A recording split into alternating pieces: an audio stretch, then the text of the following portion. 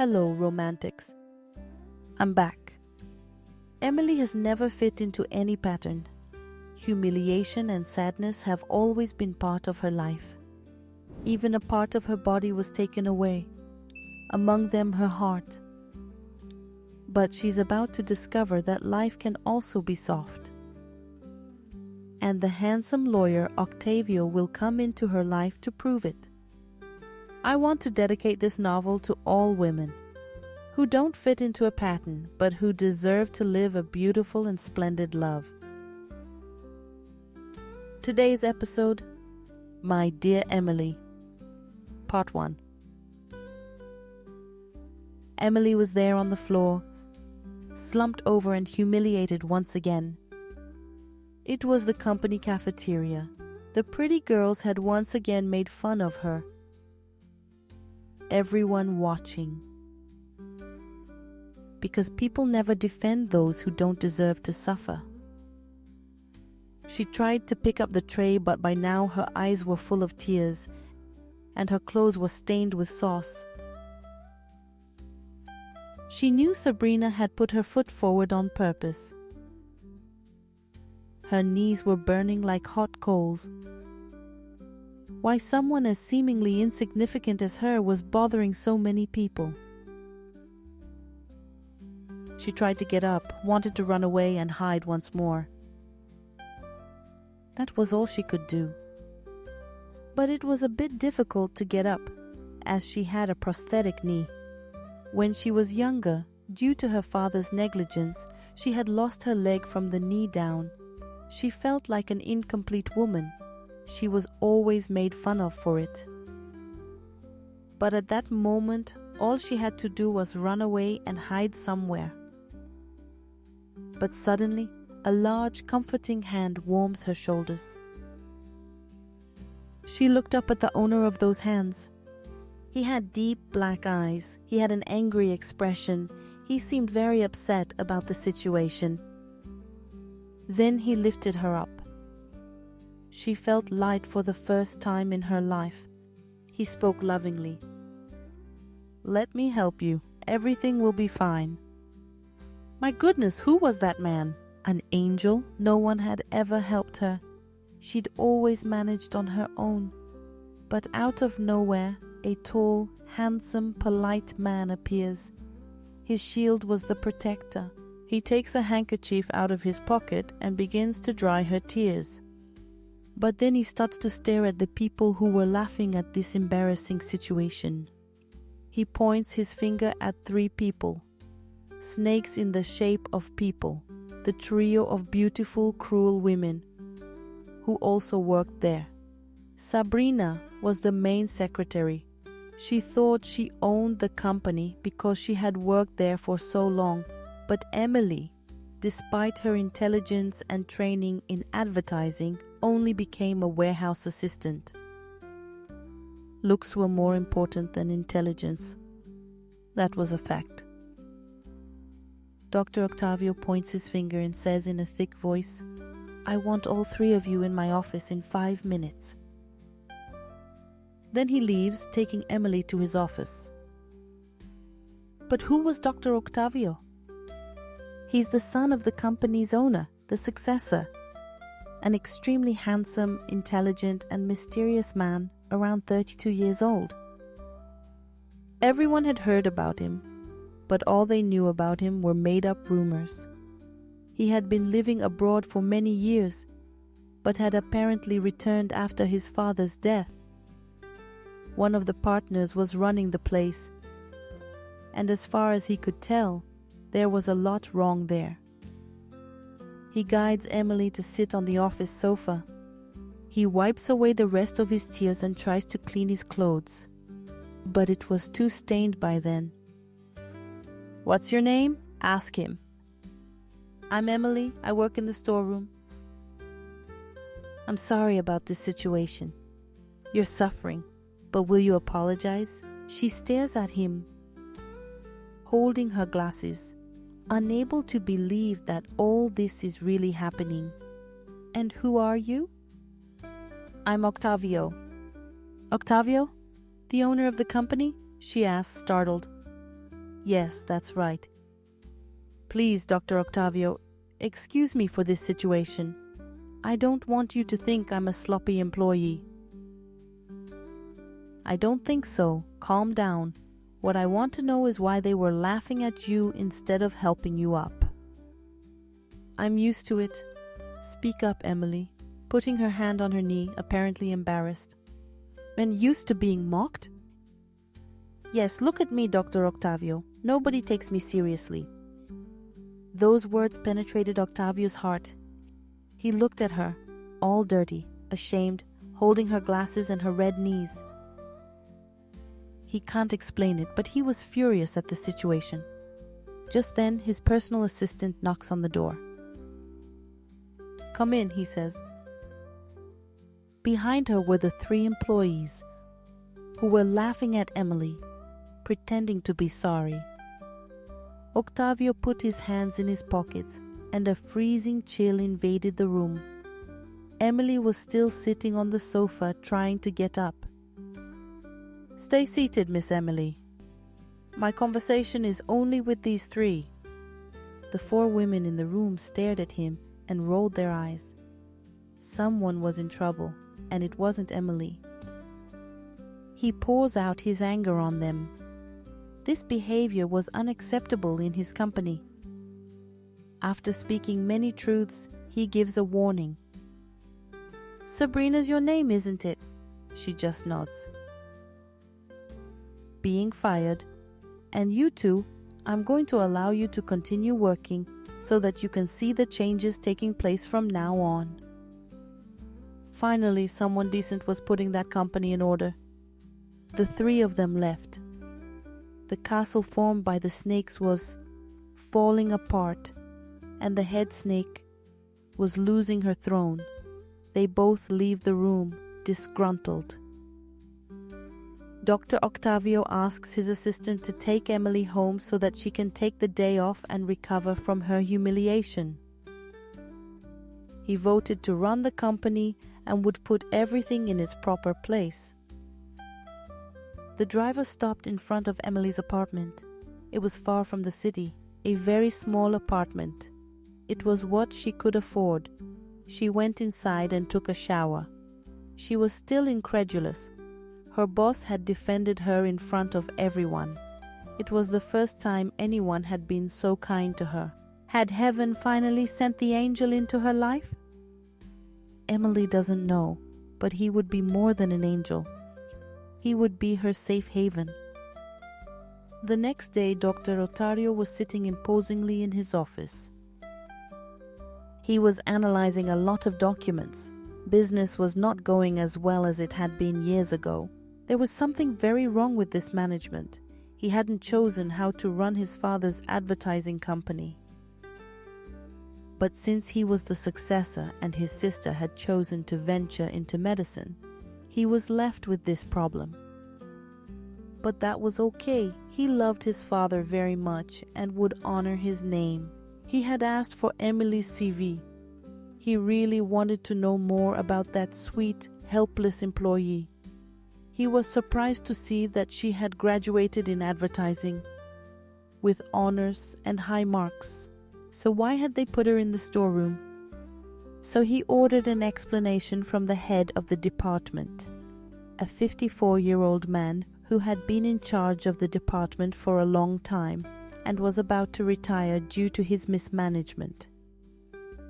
Otávio was even more shocked to hear the words of this debauched old man, who said that Emily, who was ugly and handicapped, would not do well for the company to have someone that inferior on the advertising team.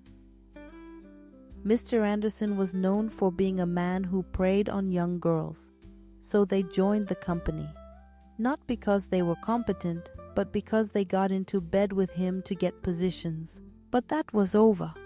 The company was a family business, and Otávio would put everything in order. Being fired, a piece of trash like you can't be part of this team, Otávio said, handing him the letter of resignation. He then asked his assistant, whose name was Emily, into his office. Emily walked in without understanding a thing. She was frightened. Would she be fired? Then Otávio hands Emily her new contract. It was her new position. She was now part of the advertising team. "I want to see your talents, Miss Emily," said Otávio. "My talents? What do you mean? I don't understand. Dr. Otávio, aren't you going to fire me?" "Of course not. I've seen your CV. You're brilliant. You can't waste any more time locked in that storeroom. I'm giving you a new opportunity. Don't you like it?" "Yes, of course. I can't thank you enough." "Say thank you by working, and do a great job." "You bet," said Emily with a broad smile. Emily had several projects in storage. She thought she would never be able to put her ideas into practice.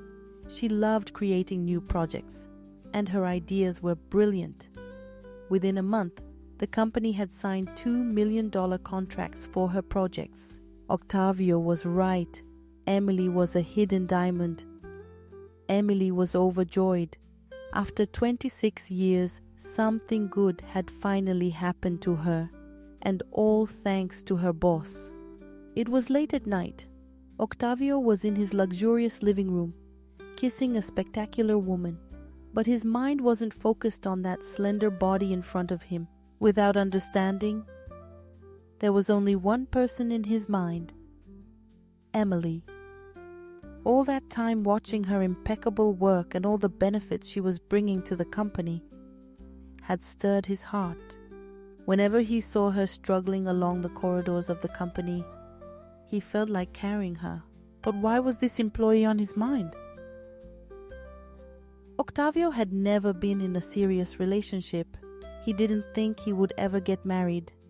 But there was something special about this girl, and he wanted to get to know her better. So he arranged a dinner, an excuse to talk business.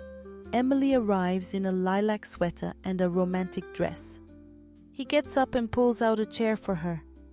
The two of them greet each other and start talking about the company and how quickly it was gaining ground. She was dazzled and happy. Her smile charmed Otávio, and her sweet, soft voice calmed his thoughts. Dinner ended, and Otávio made a point of taking her home. He gave the excuse that he needed to use the bathroom. Emily was embarrassed. Her apartment was small and simple. Otávio says he doesn't care. Emily's apartment was cozy, full of love, but lonely. She was so lonely. Emily makes Otávio a coffee.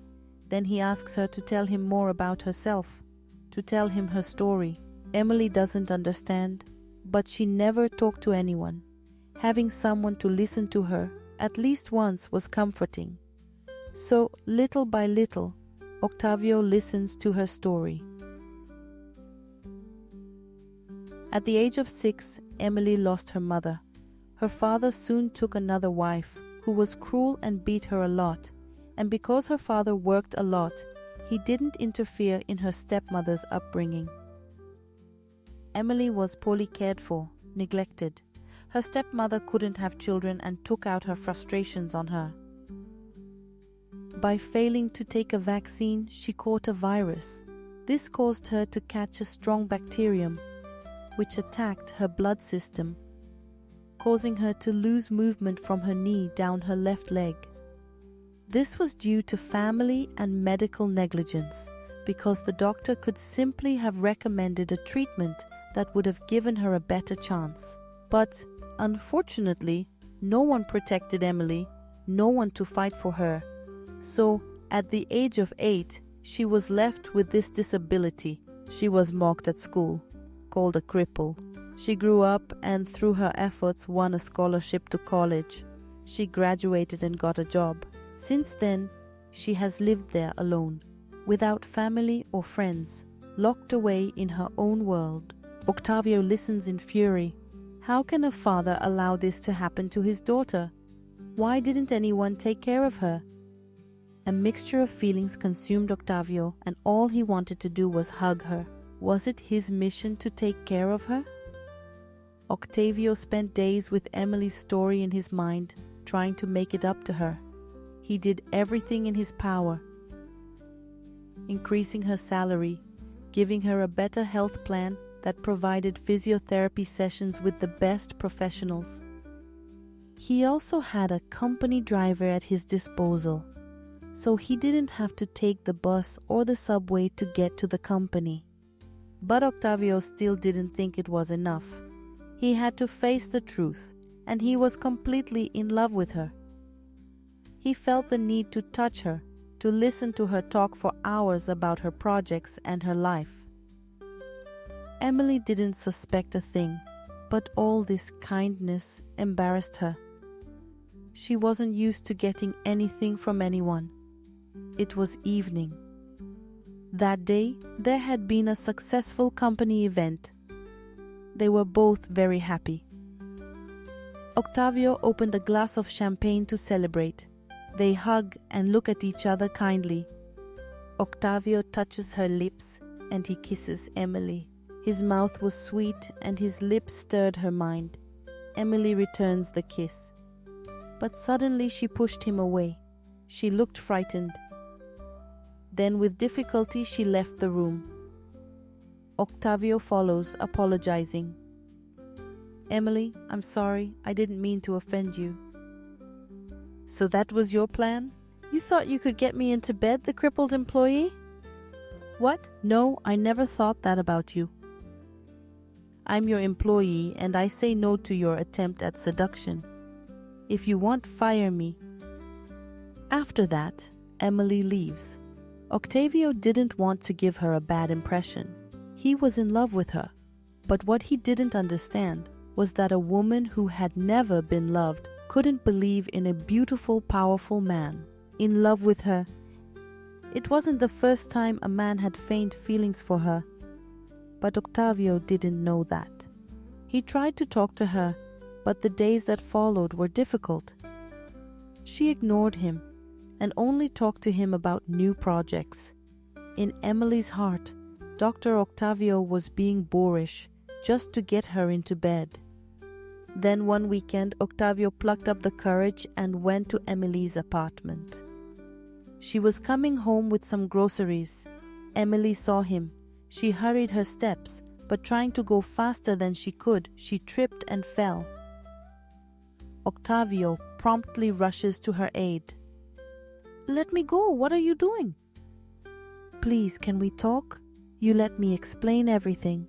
"Explain what?" asked Emily sadly. "I'm not joking with you. I respect you very much, Emily." They entered the apartment. Emily was upset, but she couldn't say no to her boss. He gave her a chance to explain. "Why don't you believe that I can love you? You're an extraordinary woman." "Extraordinary?" Emily asked in tears. "You pretended to love me once, and as well as losing a leg, I also lost my heart," she cried. "What are you talking about, Emily?" Then she tearfully recounts another sad episode in her life. When she was 19, in college a young man showed an interest in her. But at the beginning of the episode, she rejected him. But he gradually won her over. They studied together, and she came to believe that he really loved her. But after getting what he wanted, he simply said that he couldn't say that he was dating someone like her. Only he wanted her to have sex with him, to take his virginity, because his friends bet that he couldn't get a cripple into bed. It was all just a joke. It was already too late. Emily had given herself to a lying man who swore he loved her. In her innocence, she let herself be carried away by the emotions of never having been loved. Shame and sadness overwhelmed her. Then she vowed never to believe in any man again. Emily lay on the living room floor in tears, and Octavio stood in disbelief. How could a man do such harm to a defenseless girl? He swore to himself that he would make this boy pay. He would go wherever he was, but he would do justice for Emily. Then he reaches up and touches her face and speaks. Marry me. Let me worship you, my little one. I'll show you what it's like to be loved. I'll kiss every part of your body every day of my life. I want you, Emily. No one will ever hurt you again. I'll make that man pay for what he's done. Say yes. Emily stares into Otávio's flame-filled eyes. So this man really loved her? Could she see the asshole from college suffering for what he did to her? She'd never wished harm on anyone, but Otávio's proposal was tempting. She also really wanted to know what it was like to make love to a man who really wanted her. Would Emily agree to Otávio's proposal? Would she take revenge on the man who hurt her? I'm preparing strong emotions for part 2. Otávio is going to prove to Emily that his disability doesn't stop him from loving her. This man is madly in love and will do anything for this woman. Don't miss it. The next episode will be full of twists and turns. Will our dear Emily finally be happy? See you in the next video. Thank you so much for watching, and see you again. Kisses!